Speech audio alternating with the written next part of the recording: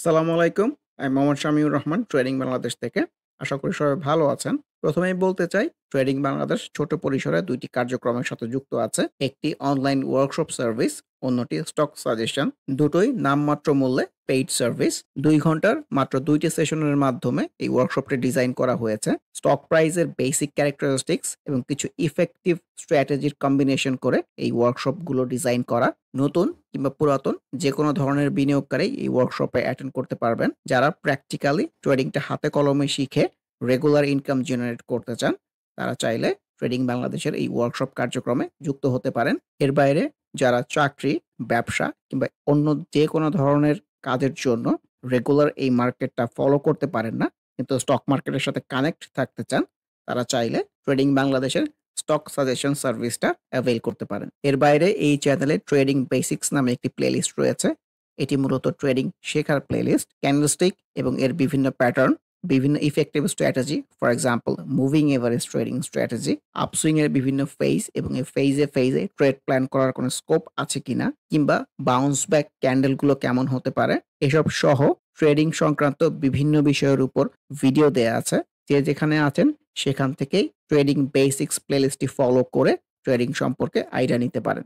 আলোচনার শুরুতে যদি ইন্ডেক্সটা নিয়ে বলি, ইন্ডেক্সের আজকের রিফ্লেকশন তো ভালো না। ইন্ডিভিজুয়াল ক্যান্ডেল বললে এটা একটা ডোজি টাইপ কিংবা ইনডিসাইসিভ টাইপ ক্যান্ডেল এসছে। গতকাল যেমন এক্সপেক্ট করতেছিলাম যে বাউন্স ব্যাকের পরের দিনের রিফ্লেকশন ভালো না হলে কিন্তু বেশিরভাগ ক্ষেত্রে সুইংটা উপরের দিকে যায় না। সো এই ৩ দিনের চার্ট প্যাটার্ন মিলিয়ে এটাকে একটা হাফ হার্টেড রিটেস্ট টাইপ বলতে চাই। খুব যে ক্লিয়ার রিটেস্ট আছে এরকম কিন্তু না। এই জন্য এটাকে অনিশ্চিত রিটেস্ট বলতে চাই। সো অনিশ্চিত রিটেস্ট টাইপ সিনারিওতে সুইং উপরে যাওয়ার চেয়ে সুইং নিচে চলে আসার সম্ভাবনাটাই বেশি। ভলিউমের কথা যদি বলি, ভলিউমটা কিন্তু গতদিনের চেয়ে একটু রিঅ্যাক্ট করেছে। তো ভলিউম যদি ডিক্লাইনিং হতে থাকে, আমরা হয়তো সুইংটাও নিচের দিকে কন্টিনিউ করতে দেখব। আমরা এটার কথা বলতে চাই ইন্ডিভিজুয়াল স্টক আলোচনার শুরুতেই। এটাকে আমি একটা প্রপার রিটেস্ট টাইপ সিনারিও বলতে চাচ্ছি, যেহেতু গতদিনের চেয়ে ভলিউমটা ডেভেলপ করেছে। সো এই ধরনের রিটেস্ট সিনারিও থেকে একটা ছোট হলো আপসুইং এক্সপেক্টেড হয়। সো এটাই দেখতে চাই এখান থেকে পজিটিভলি প্লে করতে পারে কিনা। এসিআই এর মধ্যে তো ঊর্ধ্বমুখী প্রবণতা অব্যাহত আছে। সো এই আপসুইংটা আসলে কতটুকু কন্টিনিউ হয় এটাই দেখতে চাই। একমি পেস্টিসাইডের মধ্যেও ক্যান্ডেল ওয়াইজ ভালো না আসলে যেটা কিন্তু সবুজে আসতেছে, ভলিউমটা যদি অ্যাক্টিভ রাখতে পারে সেই প্রেক্ষাপট থেকে অবজারভেশনের ভেতরে রাখতে পারেন। এডিএনটেল আজকেও তো ক্যান্ডেল ওয়াইজ ভালো এসছে। ভলিউমের অ্যাক্টিভিটিটা খুবই ভাইটাল হবে আপকামিং ডেইজ।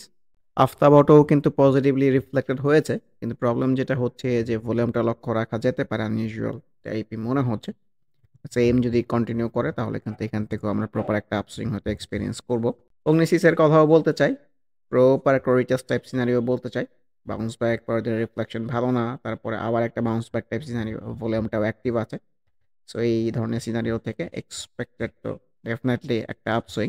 অলটেক্স ছোট্ট আপসুইং শেষ করে মুভিং এভারেজ 50 রেজিস্ট্যান্স, আনইউজুয়াল ভলিউমের অ্যাক্টিভিটিও আছে, তো এক্সপেক্টেড কারেকশন। আমার ফিডের কথাও বলতে চাই, আজকে কিন্তু ক্যান্ডেল ওয়াইজ ভালো এসছে। ২ দিনের কারেকশনের পরে ভালো ক্যান্ডেল জেনারেট করতে পেরেছে। ভলিউমটাও পেয়েছে, ভলিউমের অ্যাক্টিভিটি থাকলে এখান থেকেও কিন্তু সুইং আরও ফেজ হতে পারে। এওএল সে ক্যান্ডেল ওয়াইজ তো ভালো এসছে, কিন্তু আনইউজুয়াল ভলিউমের অ্যাক্টিভিটি মনে হচ্ছে। তো নর্মালি এই ধরনের সিনারিও চলে আসলে একটা ছোট্ট আপসুইংয়ের পরে সুইং কিন্তু বেশি দূরে কন্টিনিউ করে না। এশিয়াটিক ল্যাব ভলিউমটা ডেভেলপ রাখতে পেরেছে, এটা ডেফিনেটলি একটা পজিটিভ সাইন। সুইংটা উপরের দিকে যেতে চাচ্ছে। সো ভলিউমের অ্যাক্টিভিটিটা আপকামিং ডেজ খুবই ভাইটাল হবে। আইটি সেক্টরের মধ্যে বিডিকমের কথাও বলতে চাই, এটাও আমার কাছে একটা retest type scenario. So let's see. Beach হ্যাচারিসের মধ্যেও কিন্তু half hearted bounce back type scenario পাওয়া গেছে। সো এটাকে আমরা এই ধরনের সিনারিও থেকে ছোট হলো আপসুইং হতে দেখেছি। সো লেটস সি যে এখান থেকে কেমন রিফ্লেক্টেড হয়। বিকন ফর্মার মধ্যেও ক্যান্ডেলস্টিক অনুযায়ী কিন্তু রিটেস্ট টাইপ সিনারিও, যে ভলিউমটা একটু ভালো ডেভেলপ করতে পারলে ভালো হতো। যে বাউন্স ব্যাক পরের দিনে খারাপ ক্যান্ডেল, আবার একটা বাউন্স ব্যাক। সো অবজারভেশনে তো রাখতে পারেন। বিএসসির মধ্যেও হাফ হার্টেড বাউন্স ব্যাক পরিলক্ষিত হচ্ছে, যেহেতু ভলিউমটা ডিক্লাইনিং। সো কতটুকু প্লে করে market will decide.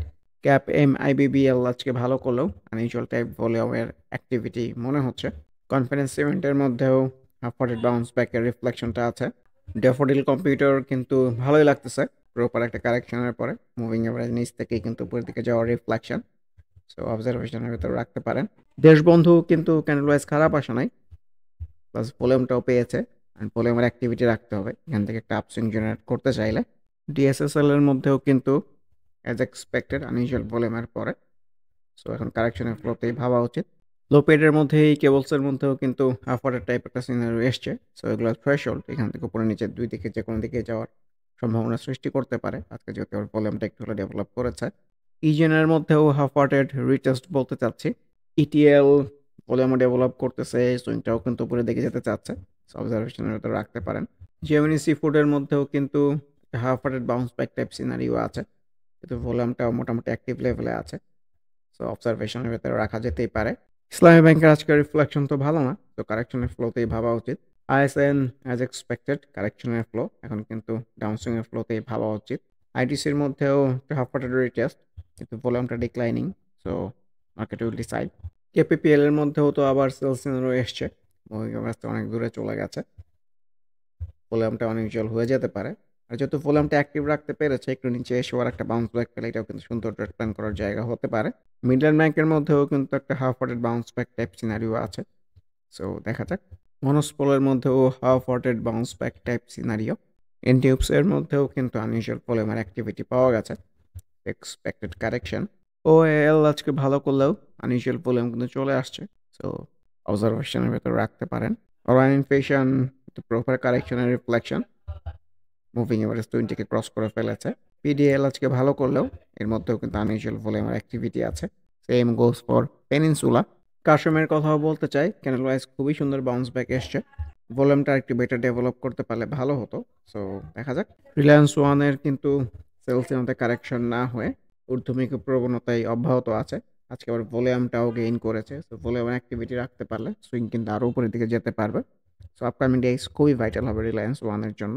Side power reflection কিন্তু ভালো না, মুভিং এভারেজ 50টাকেও ক্রসিং দিয়ে ফেলেছে, সো বড় কারেকশন হলেও অবাক হওয়ার মতো কিছু নাই। এসবিএসসি ব্যাংক আজকে ভালো করলেও ক্যান্ডেলস্টিকের উপরে কিন্তু উইক চলে আসছে, ভলিউমটা কতদিনের মধ্যে ডেভেলপ করতে পারে নাই। সো আর সুইংয়ের ওপরে মুভিং এভারেজ থেকে দূরে কখনোই কিন্তু সেফ ট্রেড প্ল্যান করার জায়গা না। শুরুদের মধ্যেও কিন্তু সেল সিনারিও জেনারেট হয়েছে, ভলিউমটা অ্যাক্টিভ থাকলে সুইংয়ের ফেজও হতে পারে, which is very less likely.